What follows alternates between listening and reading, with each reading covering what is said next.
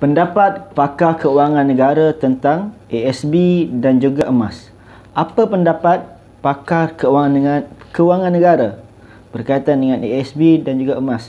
Siapa pakar keuangan negara itu? Ialah Tuan Azizi Ali, iaitu jutawan yang ada di negara kita. Jadi alhamdulillah tuan-tuan yang dimuliakan oleh Allah Taala, saya Muhammad Amirullah bin Muhammad Zuki merupakan ateras dila di bawah bimbingan Tuan Muhammad Zulkifli Syafi'i, pengarang buku Wang Emas, Bertahan Ketika Gawat, dan juga buku Misi Bebas Hutang.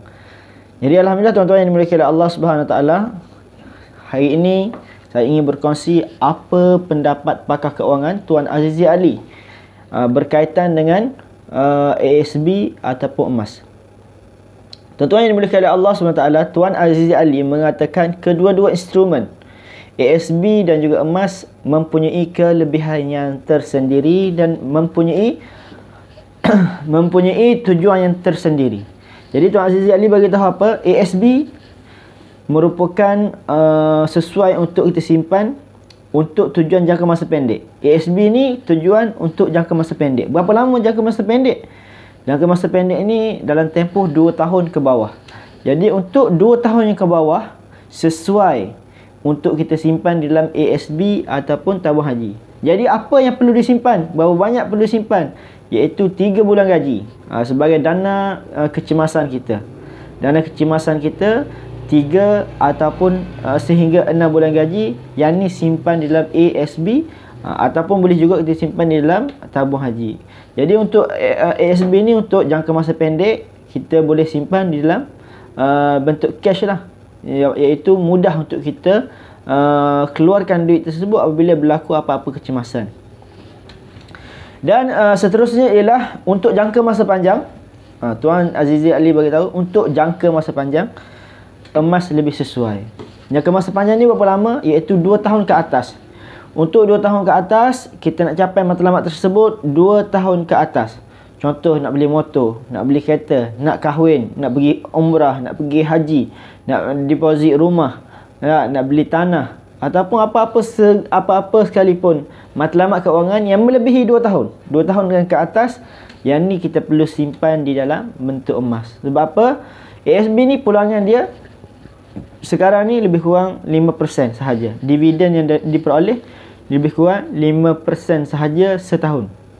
Sedangkan purata dividen yang diterima melalui emas, purata dia ialah 9 hingga 10%. Jadi tuan-tuan yang berkata Allah Ta'ala, lebih berbaloi untuk kita simpan di dalam bentuk emas untuk jangka masa yang panjang. Dan tetapi kalau kita simpan duit di dalam ASB ni sesuai hanya untuk jangka masa pendek sahaja. Jadi alhamdulillah tuan-tuan yang dimuliakan oleh Allah SWT, tuan-tuan nak tahu lagi berkaitan dengan simpanan emas, nak tahu lagi ilmu berkaitan dengan emas, sila baca buku Tuan Azizi Ali. Sila baca buku Tuan Azizi Ali, apa yang dia bagi tahu berkaitan dengan emas, dan juga baca buku Tuan Zulkifli Syafi'i berkaitan dengan emas. Jadi apa persamaan antara dua orang mentor ni? Apa persamaan antara dua orang mentor ni? Kedua-duanya mengatakan duit hanya untuk simpanan jangka masa pendek yang disimpan dalam ASB, iaitu sekitar 3 bulan hingga 6 bulan gaji sahaja. Selebihnya tukarlah di dalam bentuk emas. Jadi sekadar itu sahaja perkongsian. Jadi tuan-tuan, bersama Public Gold ni kita boleh mula menyimpan bermula dengan RM100 dan tak ada apa-apa yuran pendaftaran. Maksudnya jadi ahli Public Gold, hanya buka akaun, daftar, dan tuan-tuan dah boleh mula menyimpan emas bermula dengan 100. Tuan-tuan akan capai 1 dinar, insya-Allah tuan-tuan akan capai 5 gram, dan tuan-tuan akan capai sehingga 5 dinar. Jadi tuan-tuan bermula dengan sekarang. Langkah pertama perjalanan 1000 langkah ni bermula dengan langkah yang pertama. Simpanan emas nak capai 1 kilogram bermula dengan 1 gram yang pertama. Jadi sekadar itu sahaja perkongsian saya pada malam ini. Pastikan anda tahu apa tujuan matlamat keuangan, apa tujuan simpanan anda, sama ada jangka masa panjang ataupun jangka masa pendek. Untuk jangka masa panjang, simpanlah dalam bentuk emas. Untuk jangka masa pendek, simpanlah di dalam ASB. Assalamualaikum, moga bermanfaat. Jika berminat boleh hubungi saya di link di atas. Assalamualaikum warahmatullahi wabarakatuh.